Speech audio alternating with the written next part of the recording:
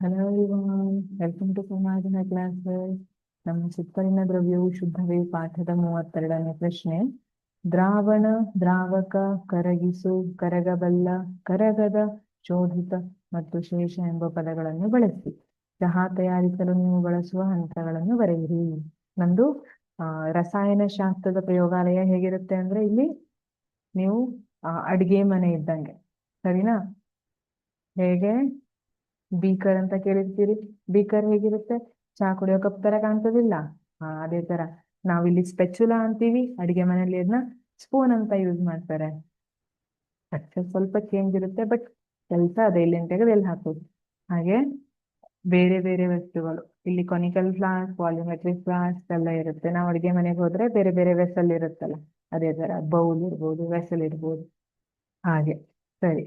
ಈಗ ಹಾಗಿದ್ರೆ ನೀವು ಸೈನ್ಸ್ ಕಲಿಬೇಕಂದ್ರೆ ಚಹಾ ಮಾಡೋದು ಕಲಿಬೇಕಾ ಮ್ಯಾಮ್ ಅಂತ ಹೇಳ್ತಿದ್ದೀರಾ? ಸರಿ, ಇವತ್ತು ಚಹಾ ಮಾಡೋದು ಕಲ್ತ್ಕೊಬಿಡುವ ಸೈನ್ಸ್ ಕ್ಲಾಸಲ್ಲಿ. ಒಂದು ಪಾತ್ರೆಯಲ್ಲಿ 1 ಕಪ್ ಹಾಲನ್ನು ಸೇರಿಸಿ. 1 ಕಪ್ ಹಾಲನ್ನ ಒಂದು ಪಾತ್ರೆಯಲ್ಲಿ ಹಾಕಿದ್ರ ಅದು ದ್ರಾವಕವಾಗಿದ್ದು ಅದನ್ನು ಬಿಸಿ ಮಾಡಬೇಕು. ಹಾಲನ್ನ ಈಗ ಬಿಸಿ ಮಾಡಬೇಕು. ಅಷ್ಟರ ಮೇಲೆ ಫೋಕಸ್ ಮಾಡ್ಬೇಡ್ರಿ. ದ್ರಾವಕ, ಅದು ದ್ರಾವಕವಾಗಿದೆ. ಕುದಿಯುತ್ತಿರುವ ಹಾಲಿಗೆ ಏನ್ ಹಾಕ್ಬೇಕು? ಚಹಾ ಪುಡಿ ಅಥವಾ ಚಹಾ ಎಲೆಯನ್ನ ಸೇರಿಸಿ. ಚಹಾ ಪುಡಿ ಹಾಲಿನಲ್ಲಿ ಕರಗುವುದಿಲ್ಲ. ಸಕ್ಕರೆ ದ್ರಾವ್ಯವಾಗಿದೆ, ಆದರೆ ಅದು ದ್ರಾವಕದಲ್ಲಿ ಕರಗುತ್ತದೆ. ಚಹಾ ಪುಡಿ ಕರಗುವುದಿಲ್ಲ, ಆದರೆ ಸಕ್ಕರೆ ಕರಗುತ್ತೆ. ಸಕ್ಕರೆ ಏನು? ದ್ರಾವ್ಯ. ನೋಡಿ, ಸಕ್ಕರೆ ಕಡಿಮೆ ಪ್ರಮಾಣದಲ್ಲಿ ಇರುತ್ತೆ, ಹಾಲು ಜಾಸ್ತಿ ಪ್ರಮಾಣದಲ್ಲಿರುತ್ತೆ. ದ್ರಾವ್ಯ ಕಡಿಮೆ ಪ್ರಮಾಣ, ದ್ರಾವಕ ಜಾಸ್ತಿ ಪ್ರಮಾಣ.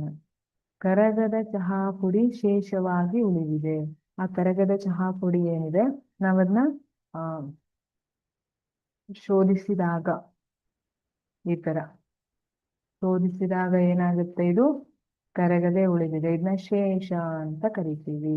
ಸಕ್ಕರೆ ಮತ್ತು ಹಾಲು ದ್ರಾವಣ. ಸಕ್ಕರೆ ಹಾಲೇನಿದೆ, ಇದು ದ್ರಾವಣ. ಇದನ್ನು ಶೋಧಿತವಾಗಿ ಸಂಗ್ರಹಿಸಲಾಗುತ್ತದೆ. ಇದು ಶೋಧಿತವಾಗಿ ಸಂಗ್ರಹಿಸಲ್ಪಟ್ಟಿದೆ. Thank you.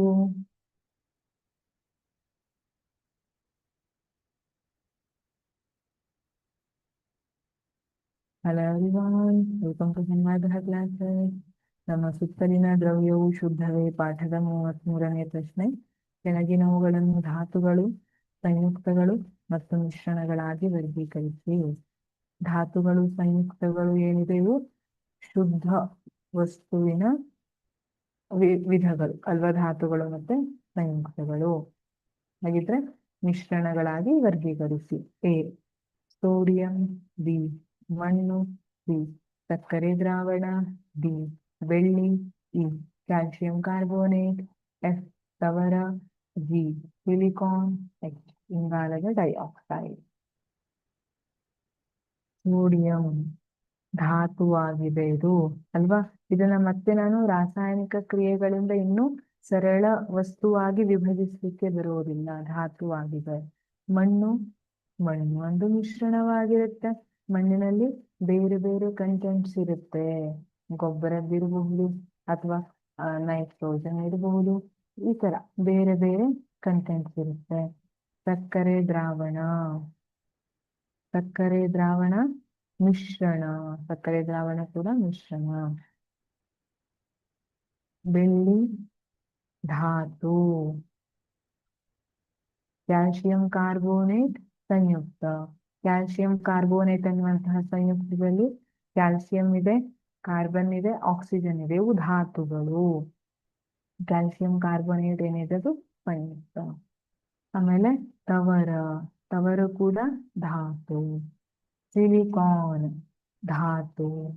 ಇಂಗಾಲದ ಡೈಆಕ್ಸೈಡ್ ಸಂಯುಕ್ತ. ಇಂಗಾಲ ಮತ್ತೆ ಆಕ್ಸಿಜನ್ ಸೇರಿ ಇಂಗಾಲದ ಡೈಆಕ್ಸೈಡ್, ಕಾರ್ಬನ್ ಡೈಆಕ್ಸೈಡ್ ಸಿಗ್ತಾ ಇದೆ ಅಲ್ವಾ? ಇದು ಸಂಯುಕ್ತ.